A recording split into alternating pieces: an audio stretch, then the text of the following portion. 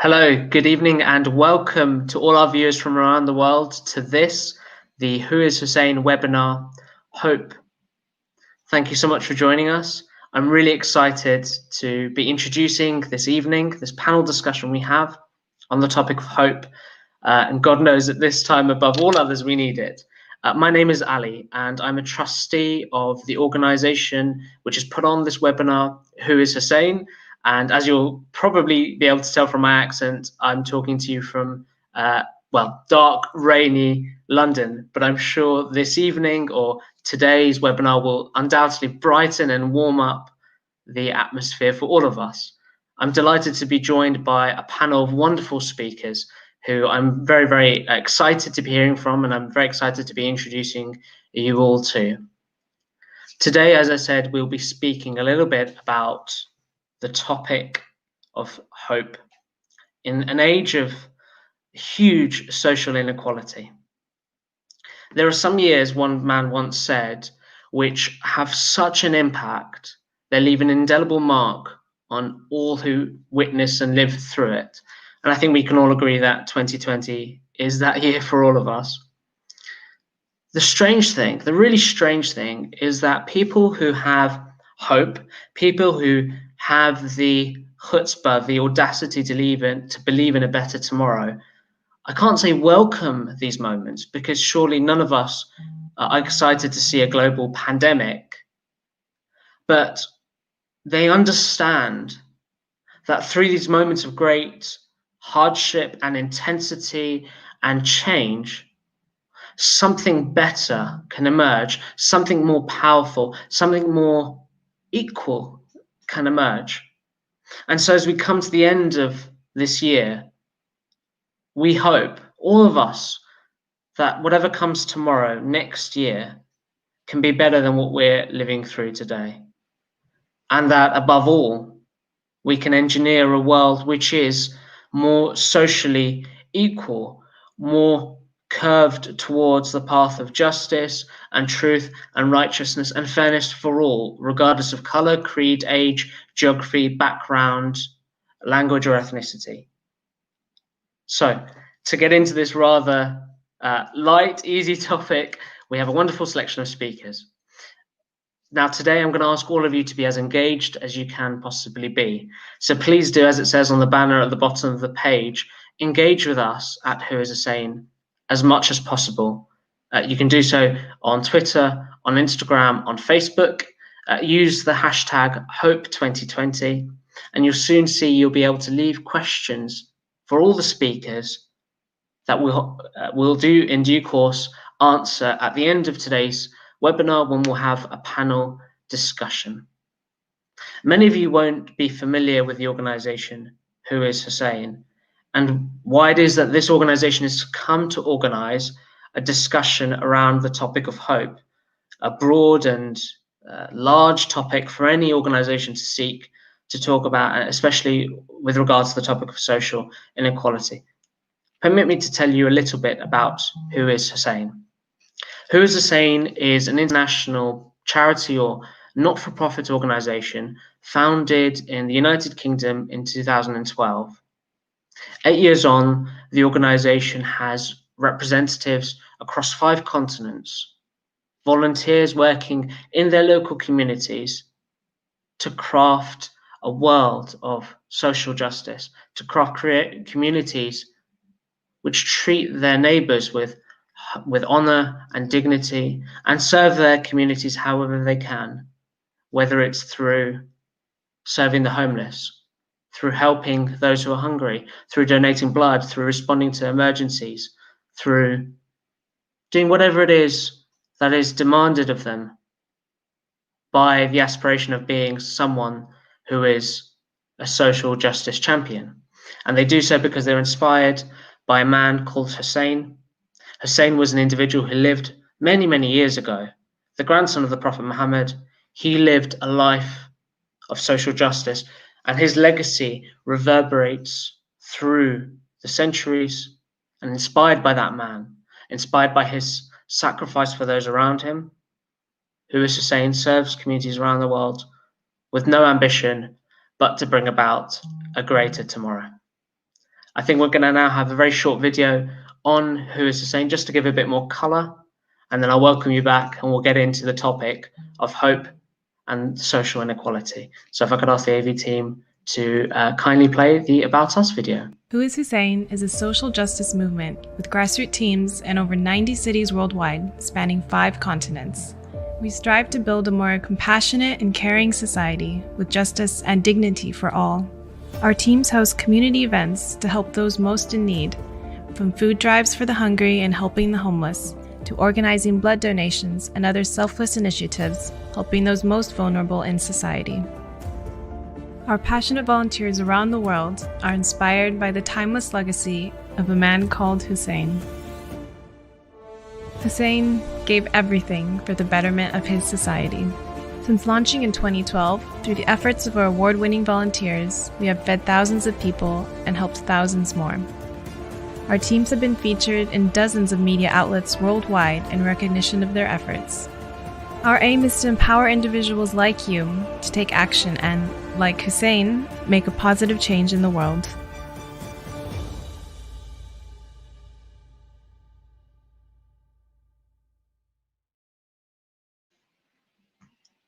Thank you very much. I hope that video spoke more eloquently to what Who Is Hussein is and how is it the organization has come to organize today's webinar.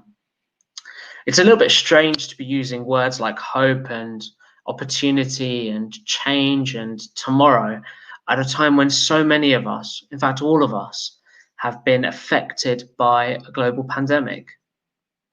COVID-19 has undoubtedly changed our social, economic, and political discourse in ways that we could have scarcely imagined a year ago. There are many of us, in fact, all of us will know people, if not ourselves, who've lost loved ones, lost jobs, who faced the dishonor of having to worry about issues which wouldn't have even been on the table a year or so ago.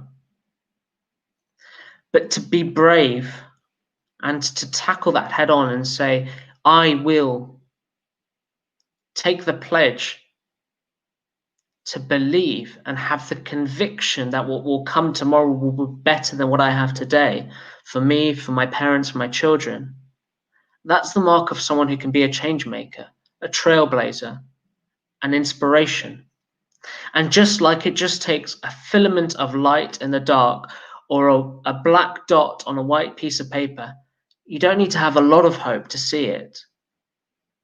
The people we're joined with today are all individuals who, in their own way, in their communities, have brought about change, brought about betterment for them and those around them, because of their passion, because of their zeal, because of their purity of heart, and because of their purity of intention.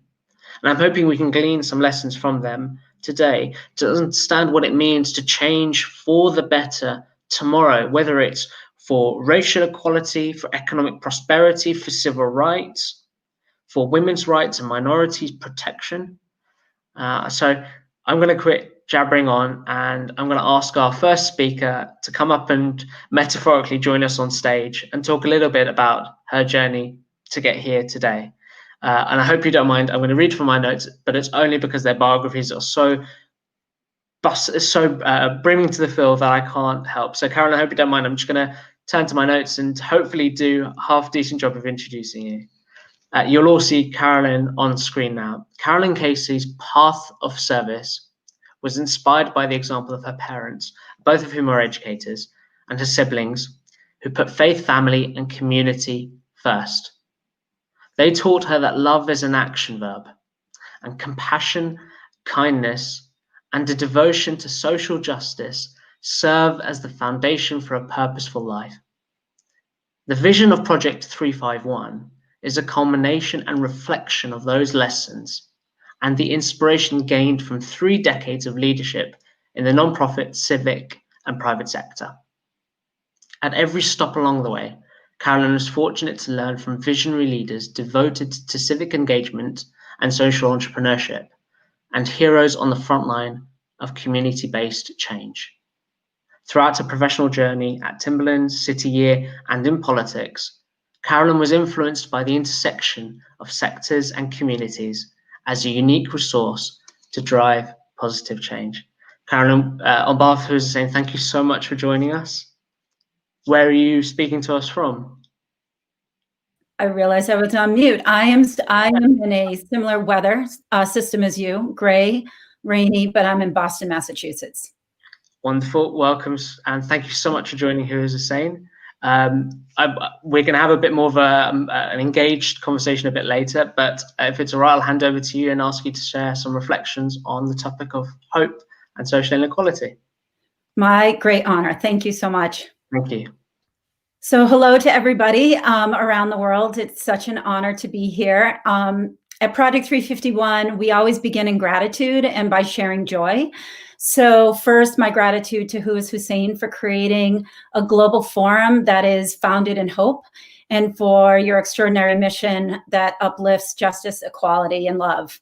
I want to give special gratitude to Nora Al-Sayed, who is one of my teachers, an alumni of Project 351, who taught me about Who Is Hussein many years ago and who made today's engagement possible. And then the joy I want to share is the great joy and privilege I have to be on the panel with Rana and Bob and Sandy, three people I admire greatly and learn from their model of hope and courage and action. And I just want to express my joy to them and my joy to all of you for this opportunity. So Project 351 is a youth service movement that is powered by 8th graders, so 12 and 13-year-olds. And our model is one of unity. And just for some background, Massachusetts has 351 cities and towns. And what we do at Project 351 is we uplift one 8th grader, so one 12 or 13-year-old from each one of those cities and towns, who are recognized as an unsung hero and a quiet leader. We unite them for a year, we invest in their unlimited potential, and we mobilize them to lead change.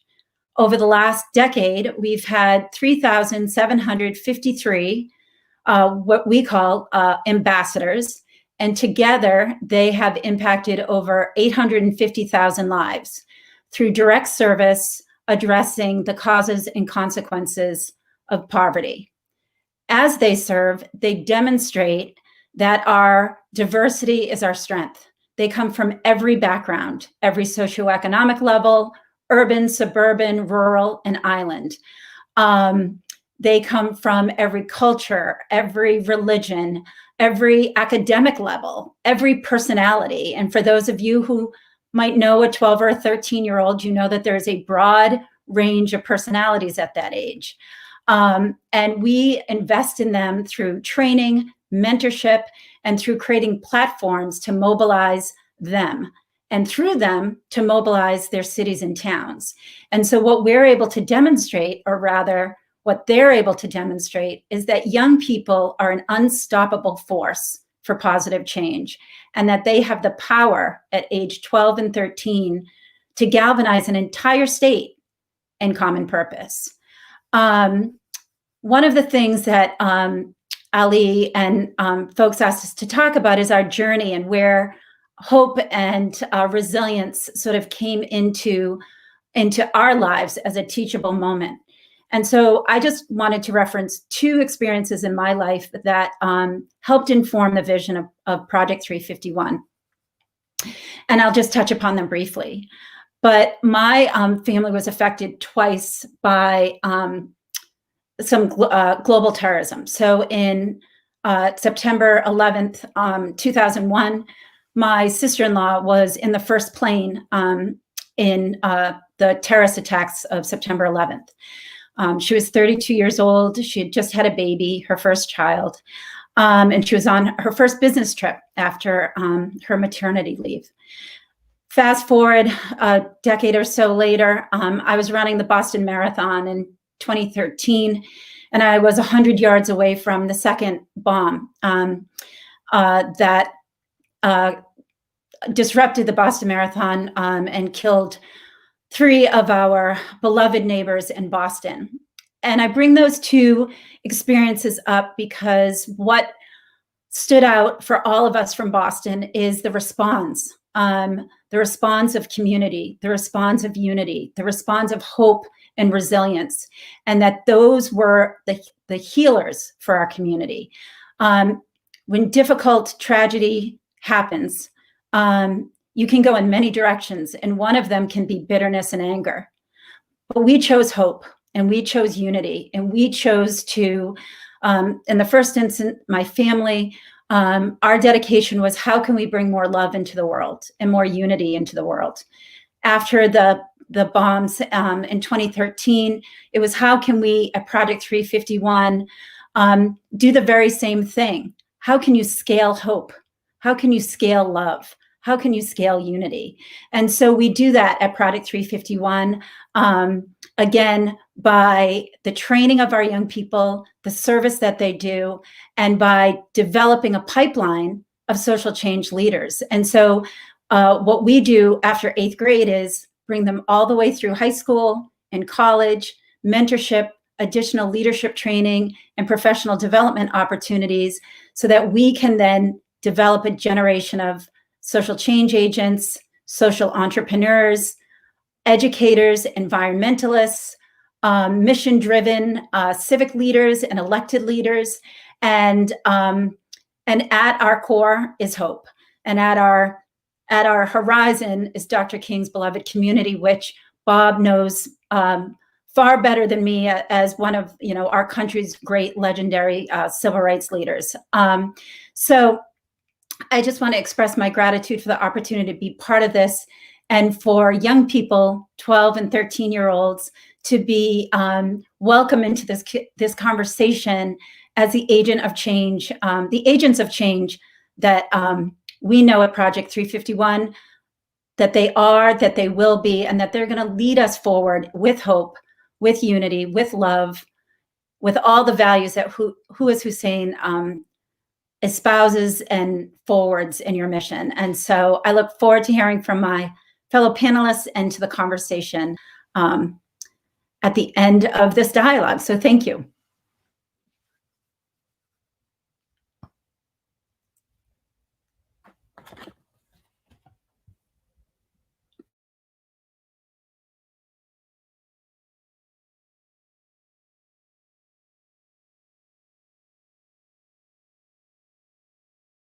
Sorry, someone said that the quote of 2020 was "you're on mute," and I fell into that trap myself. You spoke in just 6 minutes, Carolyn. You have squeezed in so much love and belief and joy. And what you've done is you've taken the two tragic instances that you've seen firsthand, that have affected you so much firsthand. And as you said, you've changed them into love and hope and change for others. And you echo exactly what it is we believe at Who Is Hussein, that if you invest in people, especially young people, the returns aren't minimal. You get compound interest returns on that. And as you said, 351 year in, year out has turned into thousands of acts of direct service. And so when you talked about hope and unity and love and compassion, that really struck a chord with me. So thank you so much. And I think we can all take something from Project 351. So thank you.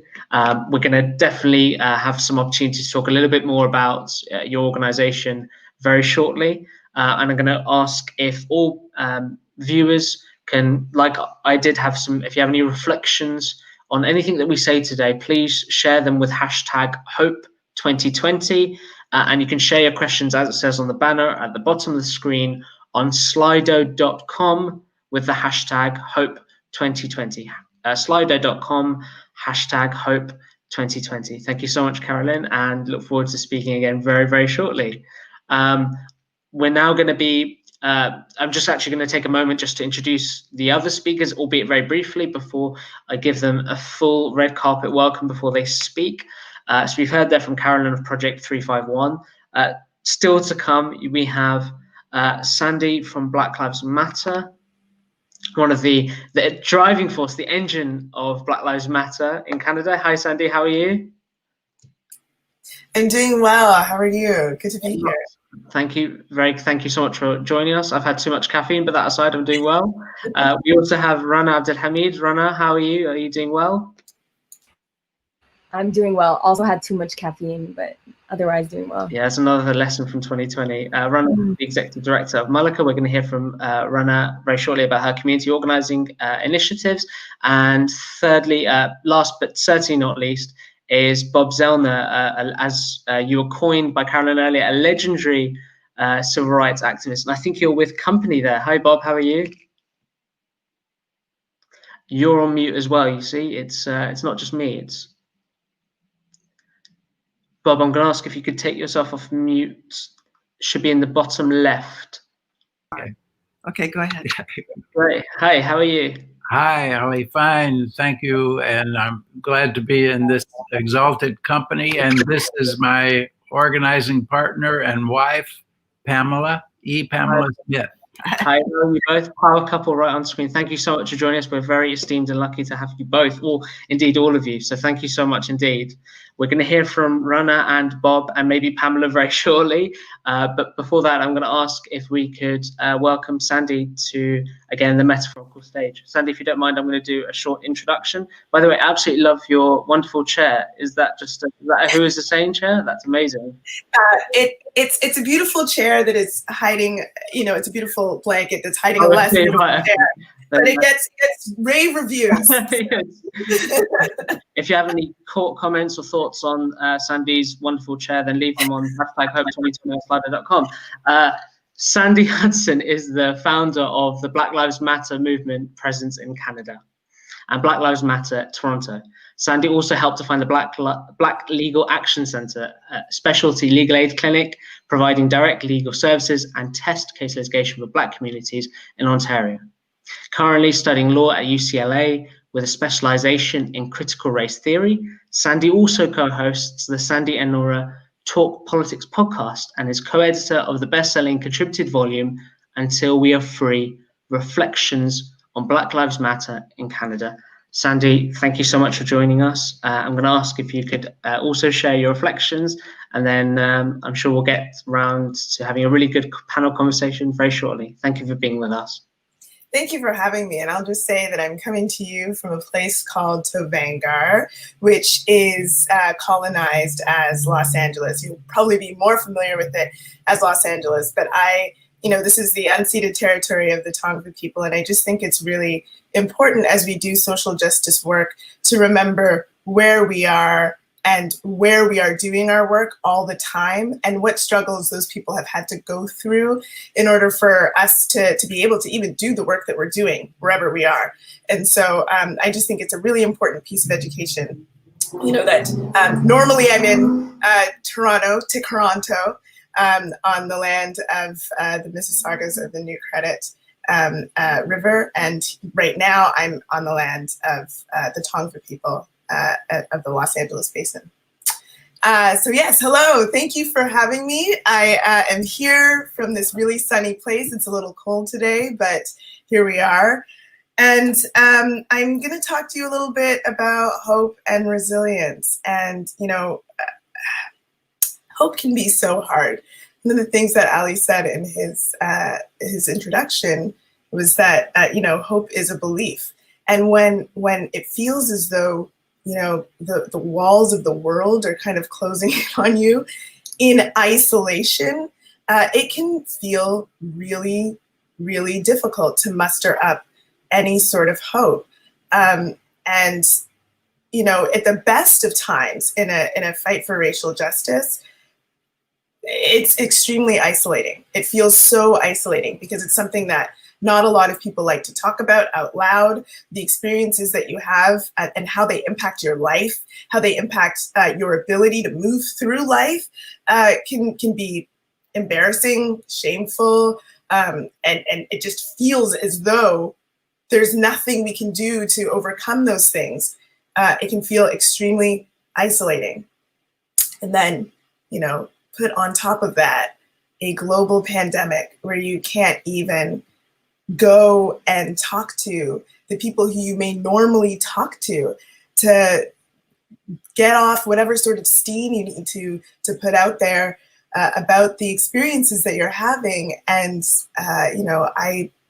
I felt it in the first couple weekends, it totally felt hopeless. But I'm here to talk to you about hope. So you're like, we know, Sandy, how do we move past that?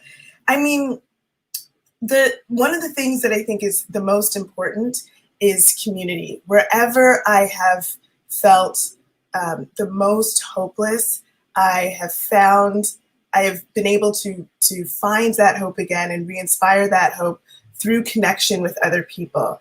And you might be thinking, well, how do we do that right now? Just stay with me. I'll tell you a story. In Black Lives Matter Toronto, we have these T-shirts that are emblazoned with gold, and they say "We will win" on them, and we wear them to some of our protests and events. And more than just a statement or like a conviction, it is actually a framework for how we do our work. And what I mean by that is we don't go into any sort of campaign or action thinking, well, we're just going through the motions. Somebody has to respond to this injustice that's been done. Somebody must do something about this. So we're going to do the march, and then we're going to go home, and that's going to be it. We actually truly start from the place of, if we're going to change this situation so it never happens again, what does the world need to look like? And what do we need to do to make sure that the world changes in that way? And if you start a discussion with people from that vantage point, from the vantage point of possibility, of like, the world can change and this is what it'll look like, and just start the discussion, when you're bouncing ideas off of one another and generating all of these different possibilities for a beautiful future, it's almost impossible not to feel hopeful about that. It just generates, this community commitment to changing one's own local environment, but also possibly the world. And, that might sound, ridiculous, but I promise you that it's not. And I'll tell you a story. There was, in 2016, a terrible situation that had happened in Toronto. It actually happened in 2015, but the Toronto Police Service shot and killed a Black man, Andrew Loku, within 20 seconds of arriving at his apartment, and he was having a mental health crisis. And the situation, the details around this killing were very suspect, very suspect. A year later, in 2016, the police watchdog body in Ontario, the province in which Toronto is located, decides that though there were some strange things that happened that the police should not have done, they're not gonna do anything to do a further investigation. That's not warranted, which is typical. That happens in 95+% of cases. And so, we were feeling a lot of despair because we had put a lot of work into, having public meetings and town halls about this situation, marches, vigils over the course of a year. And it felt like nothing was going to be done. So we had a meeting that weekend and everyone was feeling despair. And we just thought, look, what would it look like? What would the world look like if we were able to live our full, freest lives? And we thought, well, there'd be more art, there'd be more community. We would feed one another. We would, make sure that we were healthy by taking care of one another. And so we decided to create that space. Like, can we create that space? Can we do that? And we did. In front of the Toronto Police headquarters, we set up a tent city that had a full medical center. It had a free feeding station, and we fed people both who were staying in the camp and who were houseless on the street for just over 2 weeks. And, we created this space of abundance. I remember on the first day of this event, I was very, very skeptical. I had just gotten a new job. I'm, one of the lead organizers, and I felt like we don't have the resources. We're never going to be able to do this. There's only, there was like less than 20 of us who started it at the time. And I just felt a lack of hope, and I was sad. And, there was all of this despair connected to this. I remember I go to work, when I'm doing the social media, try to get people to find out about the event and know what's going on. And by the time I come home, there were over 100 people at the camp. This happened in February in Toronto, Canada. I don't know what we were thinking. It was snowing, it was sleeting, it was freezing cold. People brought hundreds of umbrellas. People brought hundreds of blankets. People brought generators for us. There were these like little warming packets that you break and then they just warm up in your hands. Warming packets that we could put in our shoes. People brought hundreds and hundreds of gifts and resources for us over those 2 weeks. We did not have the ability to stay out there for 2 weeks on our own. We only had about a day and a half. But through the generosity of people coming together and imagining, being inspired by, oh, wow, they've set up this whole situation. There's even a kids' corner. There's an art center. There's a yoga center, like all of this stuff right in front of the Toronto Police Service headquarters to say, this is the kind of world that we want to live in. People were so inspired by that. They would come, we'd have a professor come and say, can I do a class here? Absolutely. We had a choir director come and say, can I teach some singing? Absolutely. And it was just so beautiful. And it really reinforced for me that if we are ever feeling isolated, we really need to root ourselves in community, because that is where hope comes from. And that is what the global movement for Black Lives did this year in 2020. Though it seemed as though this was the most isolated moment that we could ever have encountered. The weekend after George Floyd was killed, and in Canada, a woman named Regis Korchinski-Paquette, same weekend, a Black woman was killed as well. Many of us got on the phone from all over North America to discuss, how can we move forward? Like, what can we do next? And it's in those discussions, those coming together, those Zoom meetings that we've all been having, that we inspired ourselves, that we could push for more. And we created the largest global movement that the world has ever seen by some accounts. And in so doing, have managed to literally change policy and the way that we think about safety, security in this world. And all of that comes from the generative hope that we're able to generate when we come together, inspire one another. Wow, thank you, Sandra. That was incredibly powerful. Thank you so much. What pervaded my thoughts, at least, throughout that was you set out, I think, what was a formula for hope. We all start, if you're tackling any serious problem, we all start out from a position of skepticism, as you said.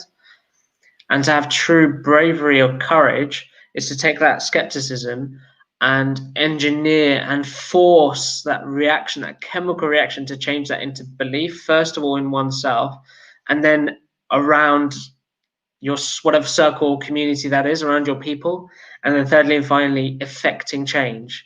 And I think there's so much we can learn from the Black Lives Matter movement, whether this year or for a long time. And from that story set out of 2015-16, how you created communal change and created a communal movement that imbibed hope. And I think that was super, super powerful. And if there's any story that will give you belief, it's that. So thank you so much for sharing that with us. I remind us, all viewers, to please join in this conversation and share your questions, your comments, your thoughts on slido.com with the hashtag Hope2020. Whether it's a question for Karen or Sandy or Rana or Bob, or indeed a general question you have, whether it's a question about how you can bring about social equality where you are, or about how you can have hope in a better tomorrow, then please do chime in. So we're halfway through our speakers' reflections. I hope you're all using hashtag Hope2020 on social media. At the end of this, I hope you'll go into whoishussein.org to see how you can perhaps use Who Is Hussein as a vehicle to engineer social change in your location. But I'm going to now welcome our third speaker to join us and to share some reflections. Hi, Rana, how are you?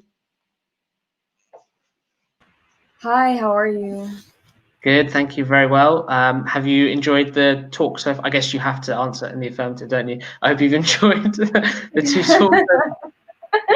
Yes. So much of that really resonated, and it's just super powerful. And I'm really honored to be here. I'm super excited to learn more from the rest of the panelists. Thank you for joining us. We're super lucky to have you. With your permission, I'm going to read a short bio just so everyone can kind of get to know you before you speak, if that's okay. Amazing. Yeah, of course. Go for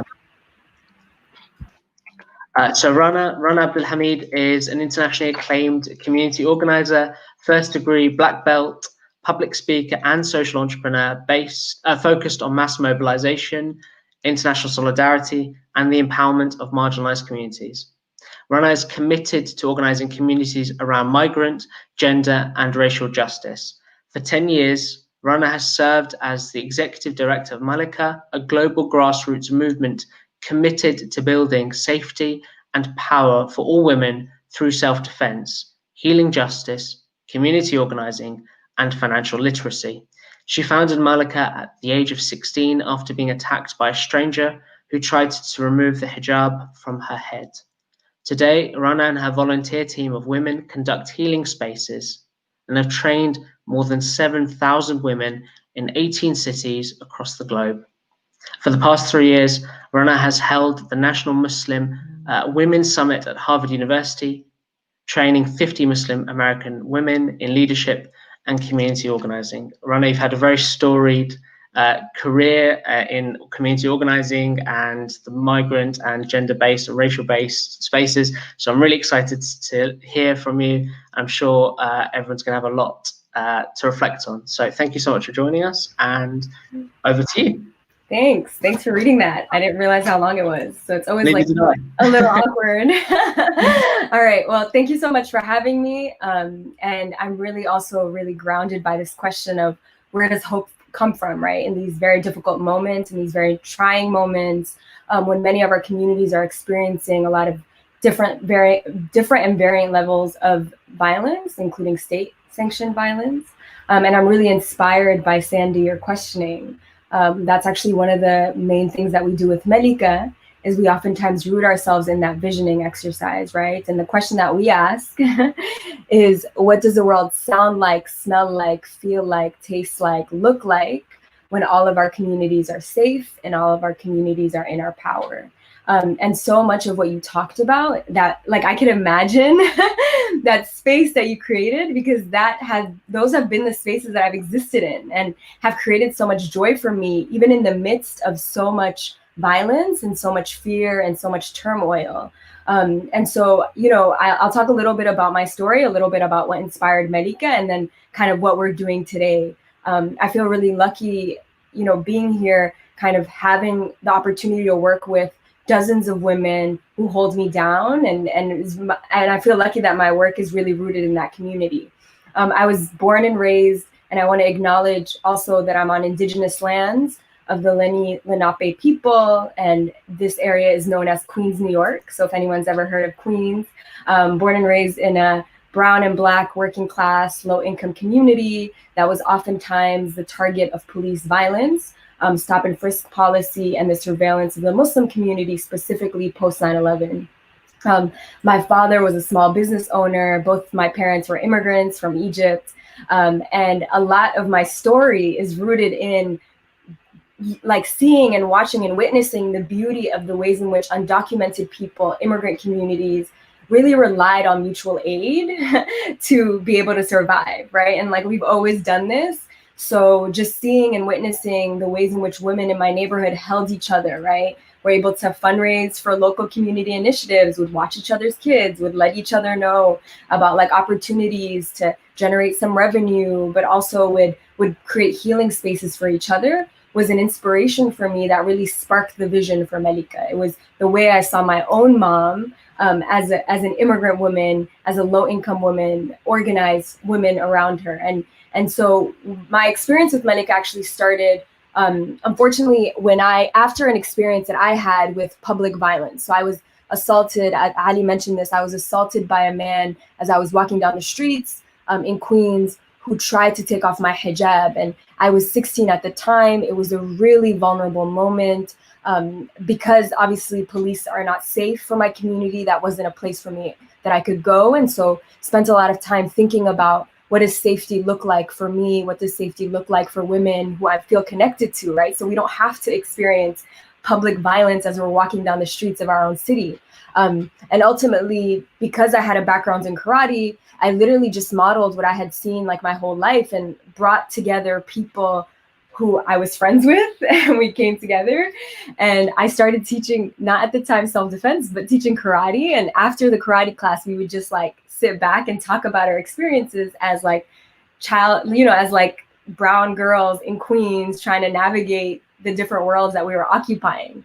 And it was really beautiful and fun, right? And so what came from this moment of violence became this moment of community and sisterhood and solidarity that then expanded into something that has been much bigger than myself, that is led by people that are much more than myself, that have taken it on as their own vision as well, and is rooted in an abolitionist framework for community safety, where we train communities in de-escalation, in self-defense, in tactics where we can reimagine what safety looks like when we have real strong community networks, when we're understanding that systems of violence create ongoing violence to our bodies, to our souls, to our minds, that we need to understand and heal from, which is why we do healing justice work, that we understand that even though we should dismantle these economic systems, we also need to survive in them. So what does financial literacy look like, with an understanding of, the histories of exploitation and theft that many communities have experienced?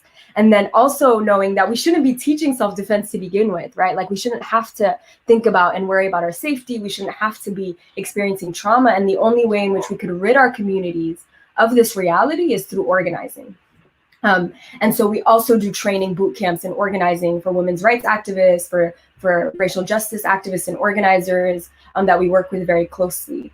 And I feel really lucky that this work has, become work that has reached many people, with the philosophy that communities on their own can take our model and implement it in the way that feels right to them, vis-a-vis a chapter model, which is really powerful. Simultaneously, right, I'm sure, I don't know if folks know, but the US has been a hot mess in terms of dealing with this pandemic. Queens is on the front lines. So these past couple of months have been really difficult for us here. We are essential workers. We are working class people. We have not been afforded the healthcare that we need. Our hospitals are over capacity. Many members of my community, including in my own family, have gotten sick because of the ways in which they engage in society. We live in very confined spaces, and so ultimately we were hit very, very hard by the pandemic without much government support. And I saw again, right, hope, even in the midst of so much hardship and violence, even in the run-up to the Trump campaign, the election where Biden got elected and not Trump. It was a time when I saw mutual aid networks spring up and really hold everyone down, right? There were food pantries everywhere, community fridges on almost like every single neighborhood that are happening.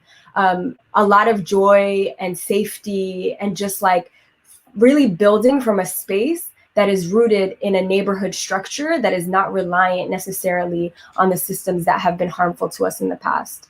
And so I feel really lucky to be doing this work that is rooted in this vision for social justice, that is rooted in something that I've experienced because of women that I'm in community with.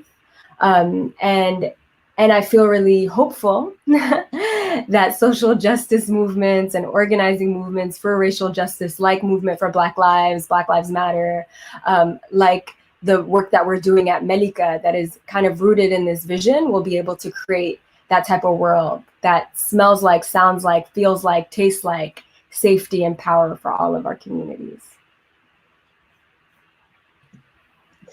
I'm not going to get tired of saying how powerful another one of these talks has been. So thank you so much, Rana. I think there's so much to extrapolate from your own personal story. And that's the thing, your personal story, what you experienced at 16, or what the experiences you saw with your mother and father, could have just been that, could have just been your own experiences. But you had the gumption, the chutzpah, and the audacity to say, I'm going to do this and help others. We all face that crossroads at moments in our lives, don't we, where we say, I have the opportunity to do something for my neighbor, or I could just live in silence and do my own thing. And COVID has given us many moments like that. And I think what we can learn from Malika, and what we can learn from Black Lives Matter, and what we can learn from Project 351, is that you know what, there is no shame in getting up and trying something. More often than not, the universe, whatever greater power there is up there, helps you with that and turns those small little moments of good, positive energy for others into something unbelievably powerful. And it's really wonderful to see how you've taken that Queen story and it's become a global movement for change and empowerment. So thank you so much for all that you do, and thank you for sharing your stories. With Who Is Hussein, we've seen something very similar. Who Is Hussein launched something called the 40 Neighbors campaign at the beginning of the pandemic, but with, truthfully, and this puts to right any notion of having small ambitions, no great expectation that our teams, with all that they must be suffering, would be able to do much. The idea being, help 40 of your neighbors around you, wherever you're around the world. 6 to 9 months later, they've served thousands of people, done, I think, one of the team will correct me, but I think 6-figure acts of kindness this year, served countless food parcels being distributed, blood donation drives, PPE being distributed.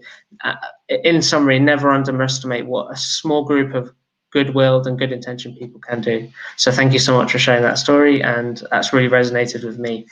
If you have a question, please do share it. Please, please, please jump onto slido.com. It's only 5 letters long, plus.com, and share with Hope 2020 your questions for any member of our panel, and we'll be really happy to get into those around 8 to 10 when we'll be having a panel discussion.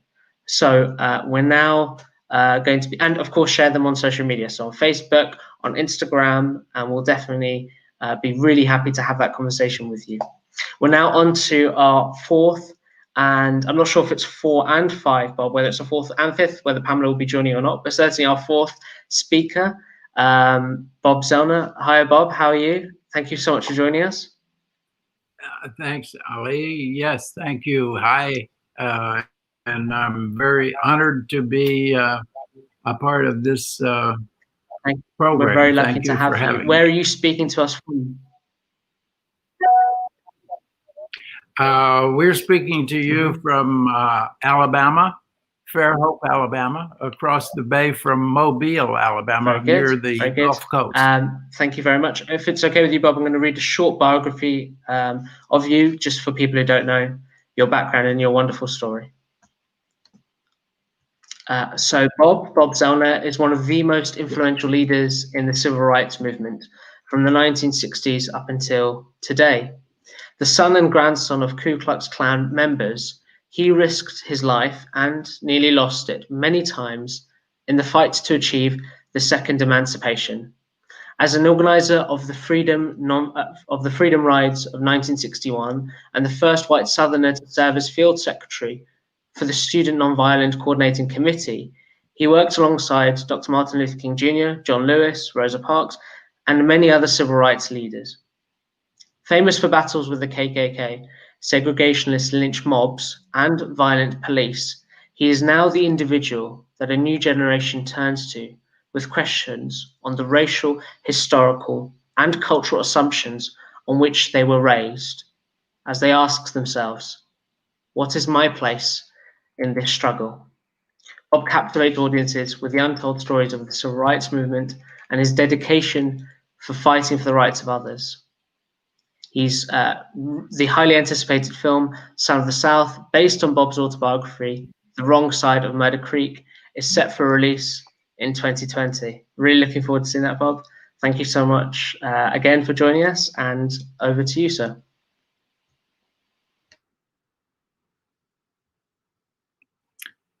Thank you, Ali, and thank you all of the people on the program. We're talking about hope in the time of great inequality, and just the three speakers that preceded me give me a lot of hope because they are young people themselves, and they're working with other young people, as is the foundation, Who Is Hussein. So we're in good company today. And also, I would notice that all of the other speakers are women, young women, and that's very much in keeping with what many of us have been striving for over 50 or 60 years of organizing. So that gives me a lot of hope, just the fact that these young women are showing so much leadership.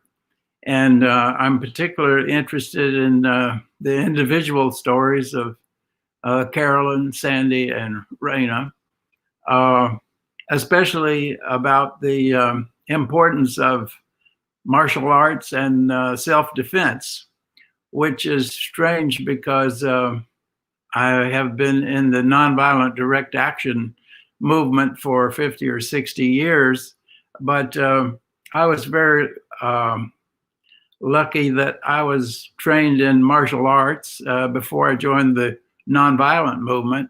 And it's good training for nonviolent direct action, because if you're confident in your own ability, especially in self-defense, it gives you a kind of a superpower with a lot of the racists and the mobs that we sometimes have to face, because mostly they're cowards. And if you show that you have the confidence and the serenity that martial arts would give you, it's very helpful. In fact, Gandhi often said that soldiers would make really good nonviolent warriors because of two things. Number one, they're trained. Number two, they have a certain discipline. And three, they have a lot of courage. So I'm glad to join this group of young people who've shown a lot of courage in their work. I was very grateful and lucky to be mentored by strong women like Mrs. Ella Baker. Ms. Baker, her birthday is tomorrow, December 13th, and she was born in 1903. And was a very courageous and talented organizer for the NAACP, many years in the Deep South, and learned her craft as a community organizer very well, and became a fundi, which is a Swahili word meaning one who passes on a trade.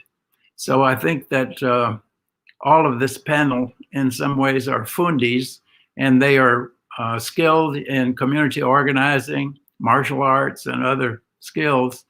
And they are fundis in that they're passing on this trade to younger people. So many of the 8th graders that we may be working with now might still be working 100 years from now.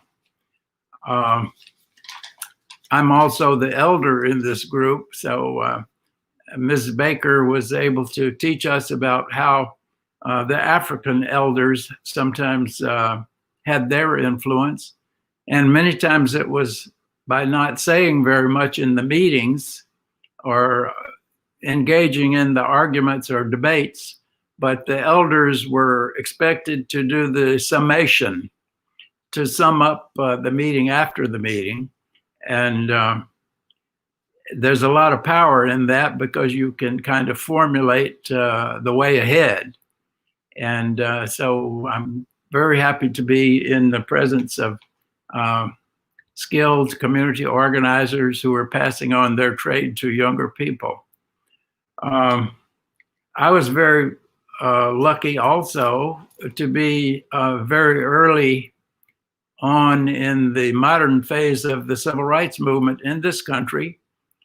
And like many young people at that time, we did not know that what we were involved in would become such an important part of U.S. history and have such an impact around the world.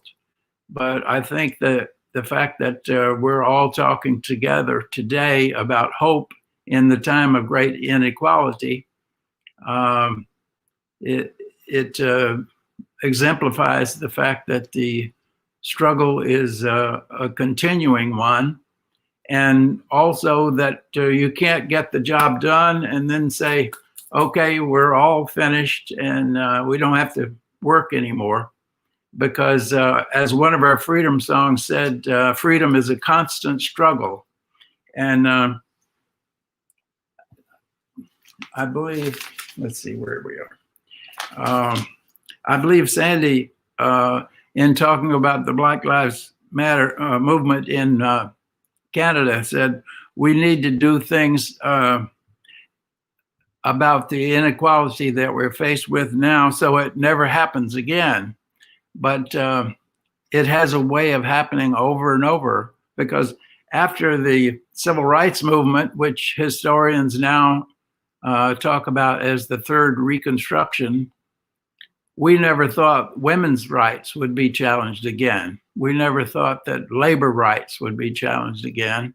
And we certainly never thought that anyone would try to return the United States to an all-white ballot box.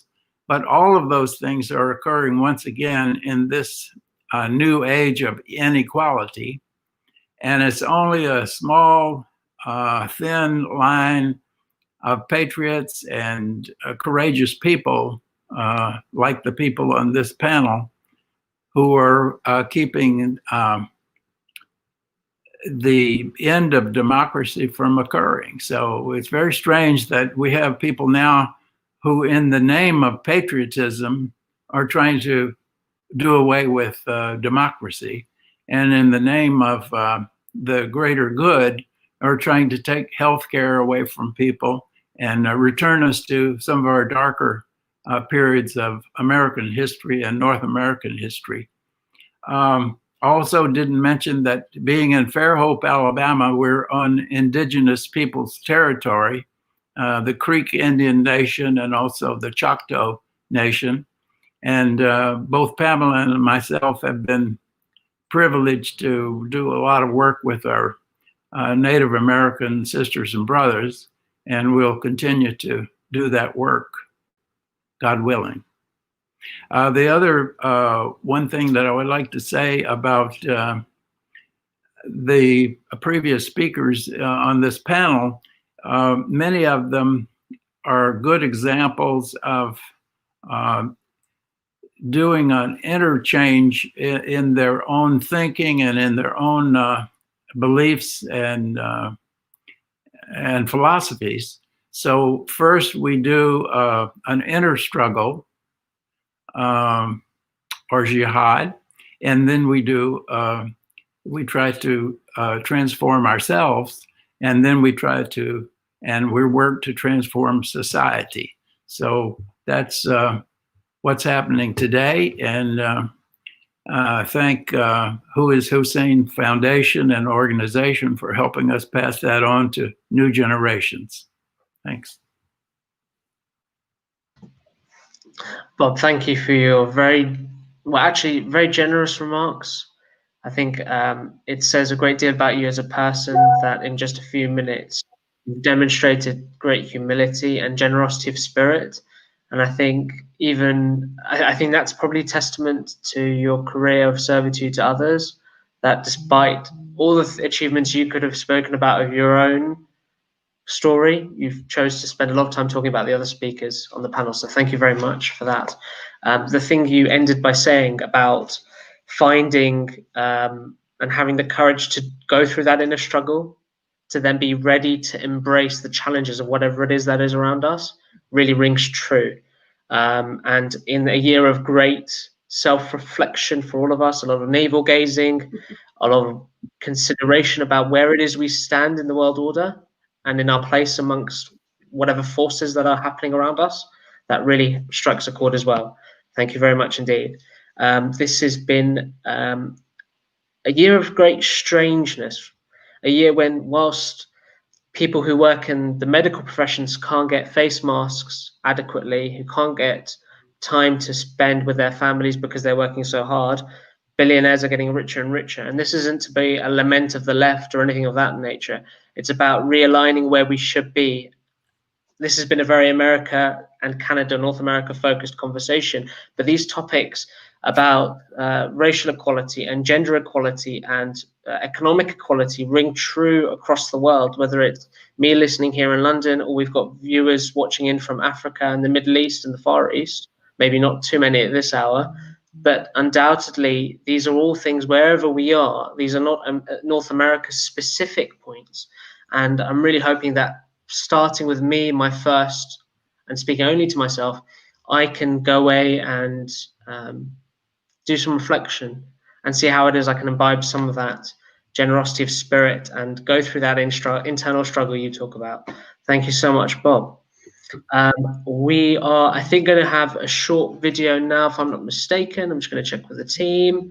And then once we've done that video, we're going to come back and answer some of your questions. We've got a couple of minutes, so if you haven't submitted your question yet, please go to slido, slido.com with the hashtag Hope2020 and submit your questions. I'm just if I can ask our AV team to kindly put on the short video about hope, and then we'll come back. On a day where hope was surrounded in the desert heat, struggling to find meaning, unable to breathe, knees placed upon his neck, choked by greed.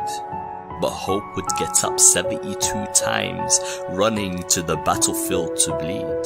Unafraid of what lies ahead, hope sees a future beyond the desert and the trees, beyond the years and the names. Hope sees. Hope will find her strength when all is gone.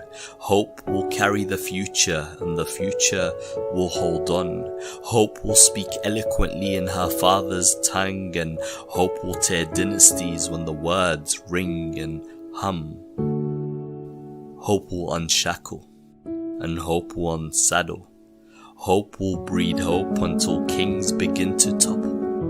Hope will never kneel down, never shiver. Hope will leave his hands by the river. Not afraid of failure, hope would try. Hope would fight and die, because hope isn't defeated.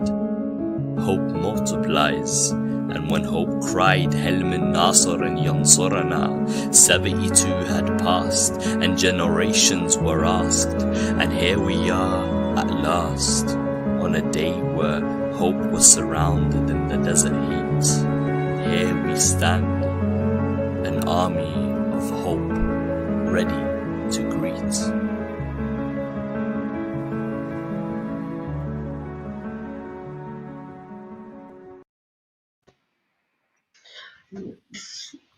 So we are now ready for our panel conversation. And the questions are coming in thick and fast. The first question I'm going to ask and direct to Rana and Sandy. This is coming, I think, from Indonesia, if I'm not mistaken. Rana and Sandy, how do you keep your motivation and commitment, especially in this hard time? Driving change can be such a long road. How do you keep doing it? Sandy, would you like to go first? And then I'll ask Rana for some thought. Sure. I really do think that the trick lies in the belief in change. If you truly believe that you can shift the world to those, new formations that I talked about and Rana talked about us imagining when we are trying to create some sort of new campaign. If you truly believe in them, then there's something that happens. Like, you'll do anything that you can to get there. If you don't believe in them and it's just going through the motions, then you will get tired, because you'll think to yourself, this is never going to change anything. And so here I am, I've done the march, I'm going to go and feel the despair and sadness that comes with all of these terrible things that face us all the time. And it's not to say that I'm not feeling despair and sadness about these things too. I am, but I also just have this, this conviction that this cannot last forever. None of it has lasted forever. In fact, just recognizing and thinking about my lineage and ancestry, I'm like, the amount of things that people had to believe in, the amount of things that seemed impossible that people had to believe in order for me to be here as, a daughter of Jamaican migrants to Canada, how I must believe also in a future. How can I not, given that that lineage that I'm a part of? And so, that belief for me really does come through and is reinforced through the people that I work with all of the time, also being driven by that conviction. That's brilliant. Thank you so much. Yeah, hope is an endurance sport, isn't it? Rana, what would you say to that? Yeah, I just want to plus one everything, Sandy, that you just said. Really, really powerful and important. Also just rooting ourselves in history, right? In a history of resilience, a history of resistance, and the imagination of our ancestors and the way in which they fought different forms of oppression and like are the reason why, like, I feel so grateful. I'm like, I would not be here, right? If it weren't for the people who came and who have done this work, created the language even to be able to articulate the challenges that we're being confronted with. And I think the only other two things that I think about is a lot of my mentors will say this to me, but they'll just be like, Rana, remember, this is not a sprint, it's a marathon. And that has been really helpful for me, because there will be moments where I'm just like, I just need to take a step back. I need to really reflect on where I need to be putting my energy, where I should be focused, and being kind to ourselves, especially when work is really hard and it's a very difficult time, is really important. And having self-love on this journey is really important for us to be able to keep to maintain that endurance. And I think the other thing is then like rooting the work in love, right? And rooting it in relationships that are based on love, and that, like, because I really care about the people that I'm organizing alongside and they really care about me, like there's just a lot of empathy and forgiveness that goes in that relationship, and there's a lot of joy that circulates amongst us, and that just allows me to sustain my heart when times are really tough. It allows me to sustain this work as well when times are really tough. And what that looks like very tangibly is just like being really like authentic and genuine in the relationships we build in these spaces and also beyond these spaces. Thank you. There's a lot of wisdom in those two answers, and actually I was taking careful note. Thank you very much for great answers, both of you, Sandy and Rana. Question number 2, Bob. Did you imagine we'd still be seeing the manifestations of racial inequality in 2020? I presume that's both in the US and I guess globally as well, that has consequences and ramifications. Thank you. Yes. Well, I think I probably did think we would still see these manifestations in 2020, even though it's disappointing.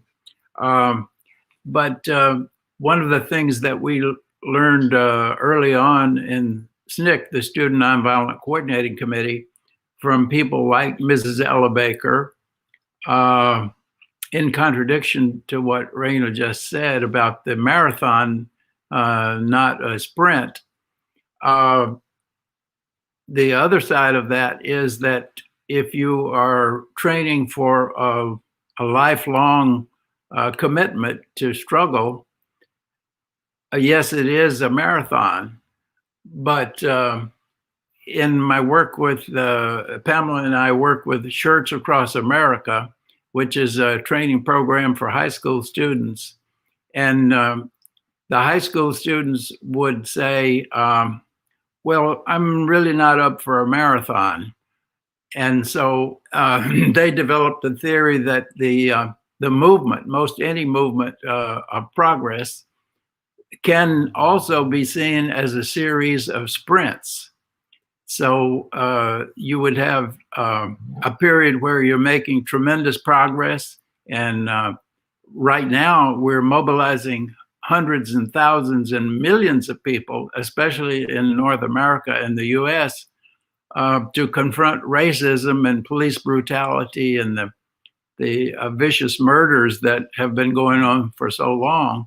So that is maybe an example of a sprint, tremendous accomplishments and advance in a short period of time. So maybe our marathon can also be accomplished in a series of sprints. Thank you. I think that's quite interesting, isn't it? And it's a team sport, right? So a little bit like at the Olympics, one person passes the baton on to the next. A relay, yes. Yeah, so collectively we're all engaged in this huge race, but it only works if every single one of us has the collegiateness, or has our trust in each other to say we're all in this together. It's a team sport. Let's run this race together. Taking this metaphor to the most ridiculous nth degree. I'm not going to mention gold medals or anything like that. Don't worry.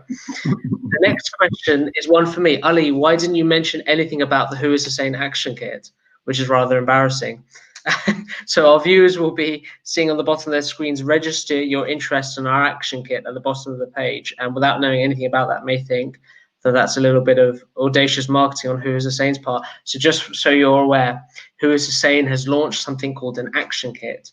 We're going to be organizing opportunities with teams all over the world, so that if you're in, let's say we've got people on the call from Ontario to Alabama. Let's say you're in Ontario and you care about environmental change and you want to do something about it. You are welcome to go on to whoishussein.org/action-toolkit and download a toolkit that will show you a selection of the ways you can get involved in particular social justice causes and make a change in your local community. So that was a shameless plug for which I'll get unbelievable amounts of kudos from my Who Is Hussein team. So that was for that purpose only. So that's the answer to that. So if you're watching this and you're interested and you're inspired and you have made the commitment and the resolution for 2021 to do something for hope and social inequality, go and register your interest in the Who Is Hussein action kit. That bit of shameless marketing aside, we have a question for Carolyn, I think it is.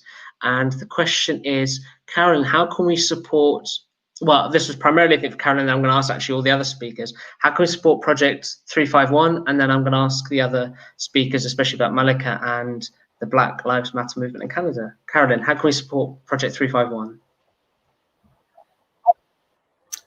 That's an incredibly kind question.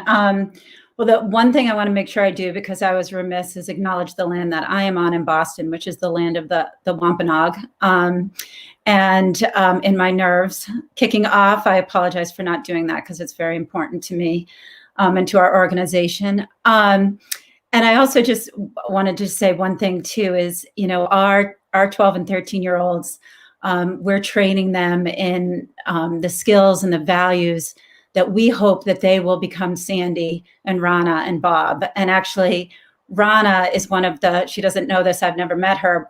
She's one of the 45 people we honor this year. We call service heroes. And so she has a team of 10, 12 and 13-year-olds who have learned about her and who have dedicated their year of service to her. And so Noor introduced me to Rana, and so you have a team, Rana, and I would love to connect you at some point. But I just say that because, you know, we believe that social change starts before 12 years old, but that if we can give them the skills and the values and the mindset that Sandy and Rana and Bob have talked about, and Pam, then, and, you know, we galvanize them around particular issues when they're an ambassador, but that is because we want to give them a confidence to pursue their passion point. And so we have all these 21, 22, 23-year-olds from our early class that are leading social change movements, racial justice, issues around homelessness, hunger, gender equality. And I just am so appreciative to have these role models to hold up to them. How you can support us. So we're in Massachusetts. If you're in Massachusetts, we would love for you to be part. We are heavy into mentorship and partnership and collaborative community building. Our belief of rooted in the Zulu tradition of Ubuntu, I am because you are. So that collective of what we can do together and our common destiny as humanity.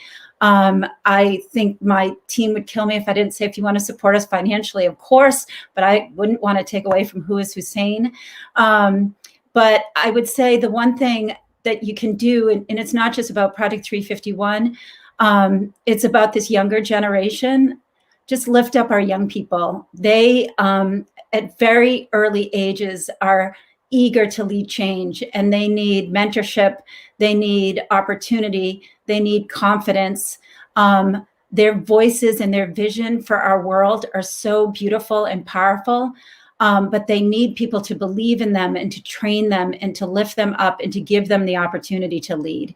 And so it's less about Project 351 and more about the young people in this country and around the world. But thank you. That was a very kind question. Thank you. And that was very, very powerful to see the interconnectivity of good people when two people on the screen were honoring each other without having met before, which was really powerful and tells you all you need to know about what happens in this world when good people do good things. Thank you, Carolyn. I'm going to ask if the other speakers can summarize in 15 tops 20 seconds, so apologies. How can we support your organization in 20 seconds? Arana, how can people watching support Malika? Yeah, I think, so if anyone's interested in learning more about Malika, you could check out malika.org, MALIKAH. And there are ways in which you could get involved, especially if you're involved with an organization that might be interested in having access to any of our trainings. Thank you so much. Sandy, how can, sounds like a bizarre question to ask almost, but I think it's still important all the same. How can people support Black Lives Matter Canada in brackets? Thank you. Yeah, I mean, attend the demonstrations, donate blacklivesmatter.ca. But most importantly, what I would love for everyone to do right now is educate themselves on the campaign to defund the police. Please go to defundthepolice.org and take a look at the most reasoned, rational arguments you could ever imagine for why this is the next step in a fight for racial equality. And that is not just relevant to Canada, it is relevant all over the world. We're working with our partners in the UK, we're working with our partners in Brazil and all over the place on this campaign. So please read up on that because once we change culture, policy follows. So that's the most important thing. Please defundthepolice.org. Thank you so much.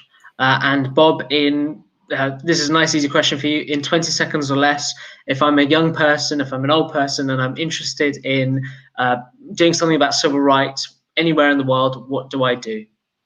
You've got the length, 20 seconds. Okay. Yes. Okay, thank you. The first thing you can do is to check our new website at smithzellner.consulting. And that's about our work in organizing. But specifically, all around the world, especially young people, can help us in Georgia because we have two Senate races that have not been decided, and they'll be voted on January the 5th. And that will determine whether or not the new administration can move forward in the Senate. So that's the important thing that we need people to do now. And we work with Project Power, which is also a national organization run by David Domke to make a political difference by doing grassroots organizing at the political level. And right now we're all focusing on Georgia. Thank you very much indeed. I have a question for Sandy, if I may. Sandy, this is from Milo. What do you think of the future of the BLM movement looks like? And how can white allies, I presume that means people who are not Black indeed, so anyone who's not Black, continue to participate? You know, again, starting to speak while on mute. I didn't think I was going to get it, but I caught myself. Yeah, I think that, you know, looking into the future is so hard when I'm so myopic right now. I'm like, we must defund the police. We must defund the police. But I'm, you know, the future that I'm imagining is one where we think about safety and security in a way that is preventative and rooted in care, rather than that's only about punishment and doesn't provide safety at all. So that's where I am, and I really think that is the next piece for our movement. We've been talking about defunding the police forever. Like you know, we've been saying this stuff since 2014 and 2015, but people really picked up on it this year. We have really made it at the fore of our campaign. So, and I know that, as I said, you know, people around the world are really focused on this as well. There's just so much we need to be doing, whether that's, you know, making sure that everybody has access to safe housing, or making sure that everybody has access to food and sustenance that they need to survive, or the ability to access transportation. All of those things provide safety to people in a way that prevents the sort of, you know, the potential for violence, poverty that we see that makes us unsafe right now in our world today. So that's, you know, some of the things that we're focused on. Of course, those issues tend to impact Black people and Indigenous people more than it does other folks. And so for us, that's why that is such a pivotal focus for us right now. In terms of allies, I think that, you know, one thing is to really respect Black leadership, and to respect, you know, if there is something that you don't understand. I've seen a lot of well-meaning people this year who are like, yeah, but you can't. Defund the police is just not good. Like, we have to move on from that and try something else.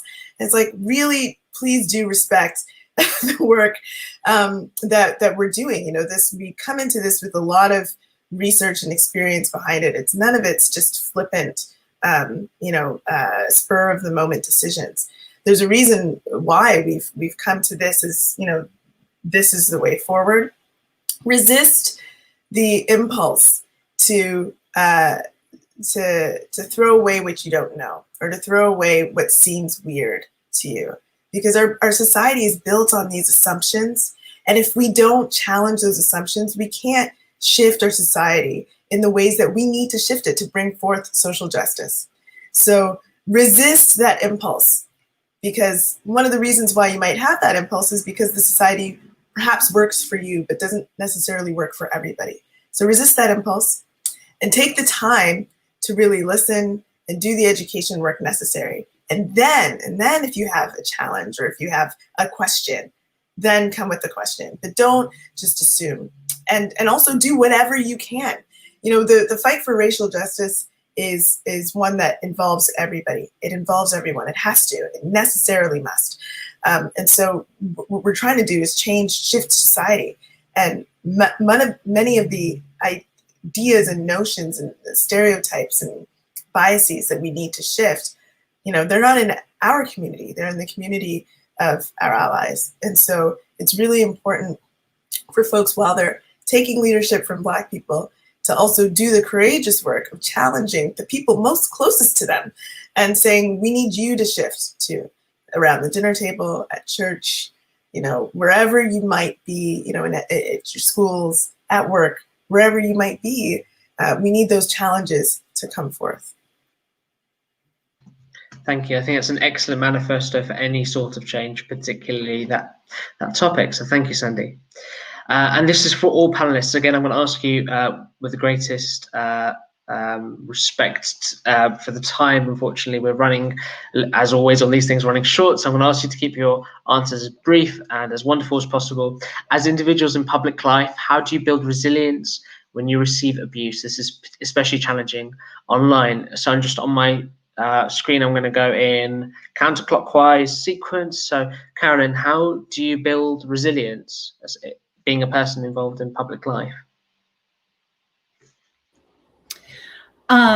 So this is something that our teenagers deal with, a lot of online bullying.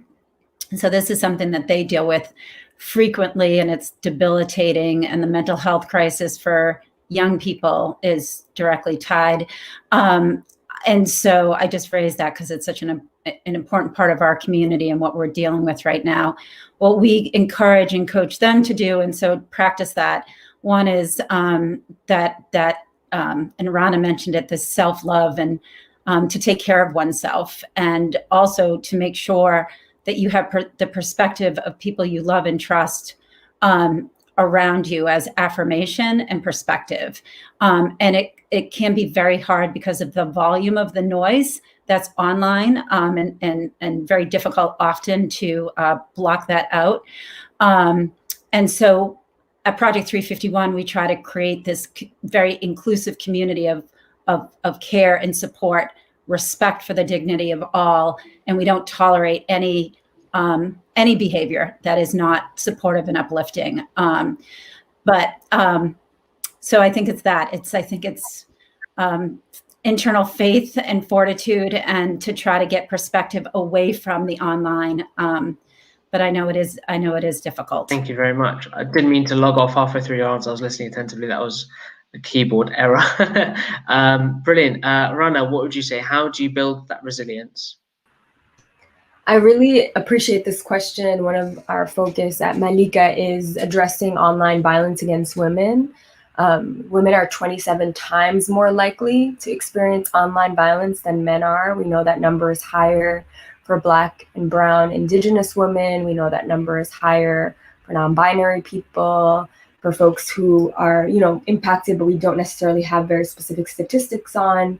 I think recognizing that online violence is as important and as impactful of an issue as offline violence, because we spend so much of our time virtually, right? And so if you're feeling the harm of online violence as you're experiencing it, it's important to kind of hold that. I actually was a target for an online violence campaign because of my visibility online and my public persona.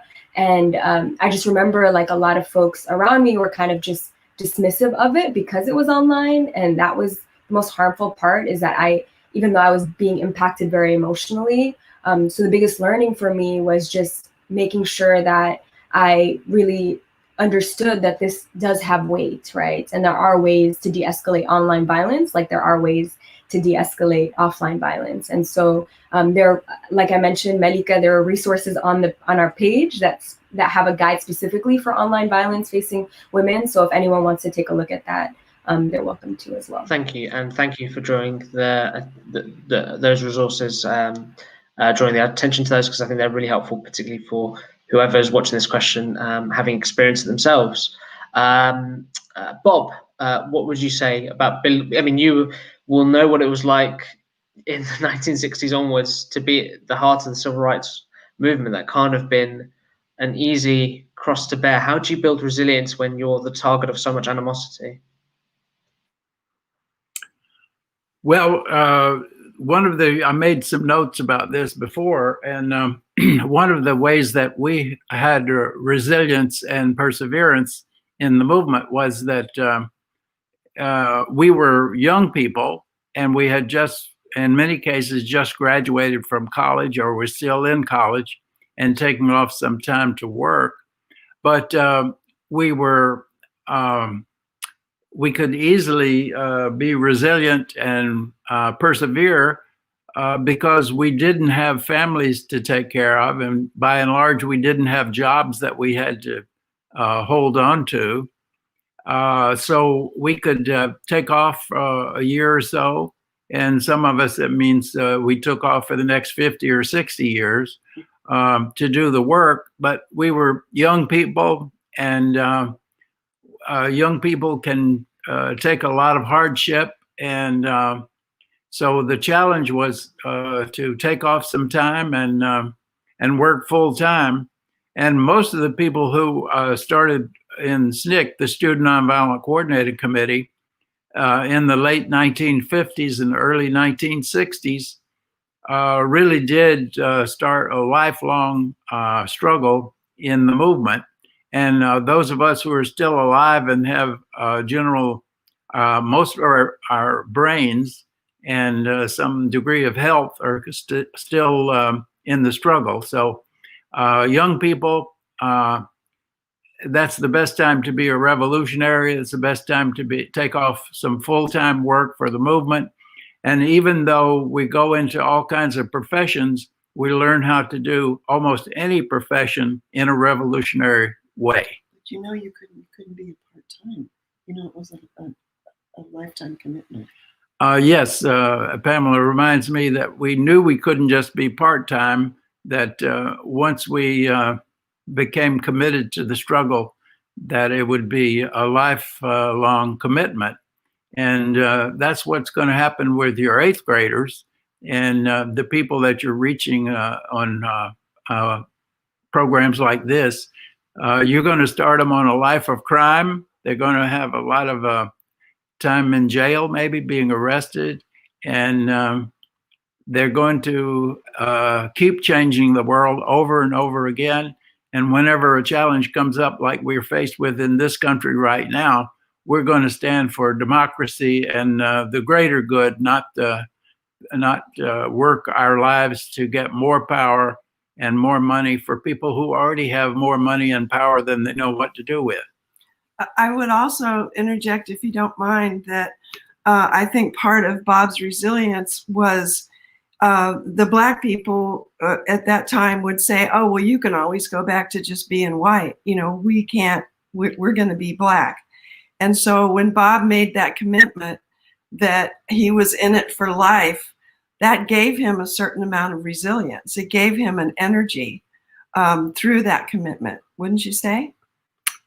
Yeah, it was a commitment that I made, and I think if you make a commitment like that, you want to live up to it, because people would be very cynical, and they'd say, well, you'll do this for a while and then you can go back to being a white man, which is at that time was the most powerful position.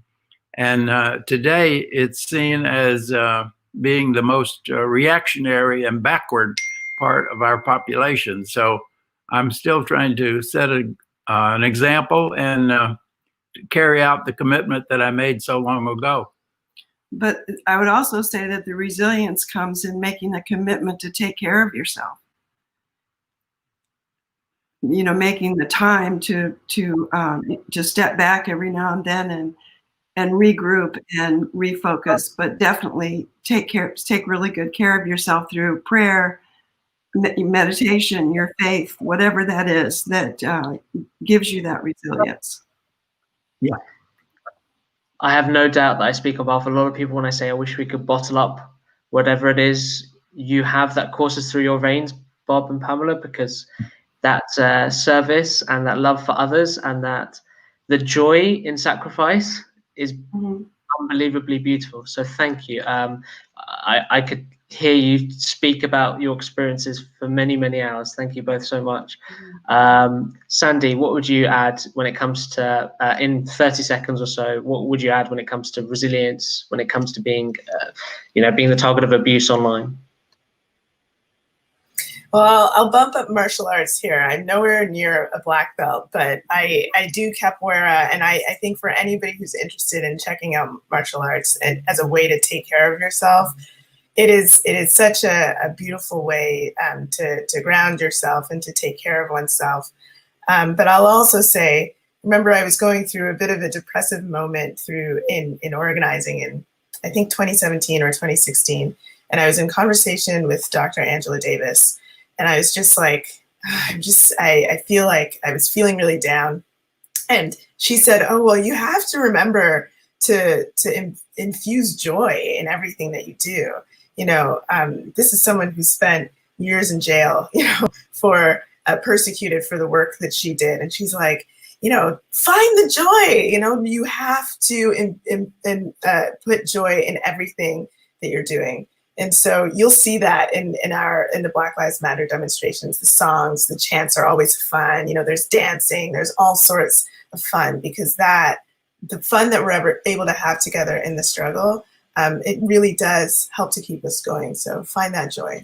That's really wonderful. I think it was Rana earlier who said being grounded or finding the love in it, and that will be a great way to continue to have the energy to carry on through the difficult and lean times. So absolutely, thank you so much.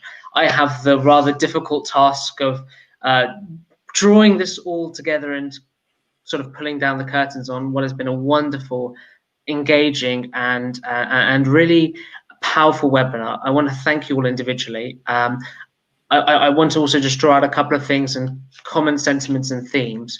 What I saw in each of the stories you presented was that each of you had an opportunity to say no, an opportunity to back down from a path that you have now chosen. And I'm sure that would have been the easier thing to do. That would have been the much simpler, the more cost-effective, the least sacrificial approach to take. Each of you had that, whether it was when you were running the marathon, Carolyn, or whether it was running when you were 16 years old, or Sandy, when it was when you were feeling tough in those couple of years you mentioned, or Bob, when it was in the 60s when being part of the civil rights movement was a pretty difficult thing to be part of. But had you done that, people's lives today would have been less good. People would have suffered for your omission. You are champions of yes. You are champions of bearing the struggle of hope and being members of that class of people who will say, I will draw a line in the sand and I will put down my whatever it is I'm carrying to carry the burden of a lot of people. And for that, your communities salute you. For that, people say thank you. And for that, we're all indebted. Each of us bears that responsibility. It's a natural burden we're all born with, to give to our children better than we ourselves inherited. To say, I will build tomorrow better than what I've got today. And if we can resolve that individually in 2020, if we can, on our own, say, I will do whatever tiny thing it is that I need to do to change that which needs to change in my environment, my community, for my people. To my mind, it's like throwing a pebble down a steep slope that starts an avalanche of goodness. And I think we can all learn from each of your, well, I was going to say 4, but it's actually 5, because we had so eloquently from Pamela as well. We can learn from each of your 5 truly beautiful stories. I want to close by saying this. Many, many, many years ago, in a time that none of us can imagine or envisage, there was a man who decided that doing what was politically expedient, doing what was easy, doing that which was simple and probably would have benefited his back pocket and been simpler for his family, decided to say no. When he was facing the choice between an easy life, between political opportunity, and between that choice and the choice of certain death, certain subjugation of his family and friends' lives, that man decided to say, I'm going to do what I think is right and what is virtuous and what is moralistic and what is just, because I have hope that what this choice means will be a better tomorrow for those who follow me. Now, that man was living in an age, as I said, that none of us can imagine or remember, because it was almost, well, 1400 years ago. And that man's name was Hussein. And it's because of that man Hussein that a few people, a few decided to start an organization and do some work of goodness inspired by that legacy. Because every single day we face the choice between doing that which is right and doing that which is easy. And it's much, much better always, always, always to struggle and to strive and to churn for a better tomorrow. And that is the story of Who is Hussein. And learning from the example of Hussein, a man who decided to give up his life because he didn't want to bow down to a tyrannical leader, and that was his story. And I'm sure that if he was alive today, he would be struggling for racial equality, and he'd be struggling for gender equality, and he'd be struggling for economic opportunity for all. Because of that, we all have, at least I speak for myself, we've all learned a lesson that serves us well till today. So to our viewers, wherever you are, whatever your resolution is going into our next year, make a promise to yourself that whatever that bugbear is for your neighbor, for your child, for your mum and dad, that you'll do something, even if it's the most small thing in the world, to make it a little bit better. Because God knows, based just on hearing the 5 tales we have today, then it may become something a little bit more than that which you imagined, and you may well be on a webinar in about 10 years' time telling your story about it. If you've been inspired, or you've been even ever so slightly moved by today's webinar, please do go to whoishussein.org. Do sign up for the action kit. It's really handy that that's just come up on the tagline at the bottom, and sign up and learn a bit more about how Who Is Hussein can suggest you can help your communities near you.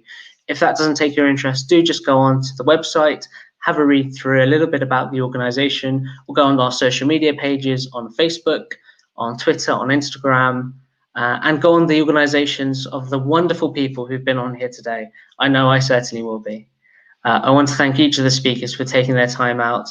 I told you it was a cold and rainy and gloomy and horrible day in London. You brought warmth and cheer to my heart, so thank you all very much. And I definitely look forward to talking to you all and hearing from you all very, very soon. Thank you so much, and to everyone, have a lovely end to your days. God bless, and see you soon.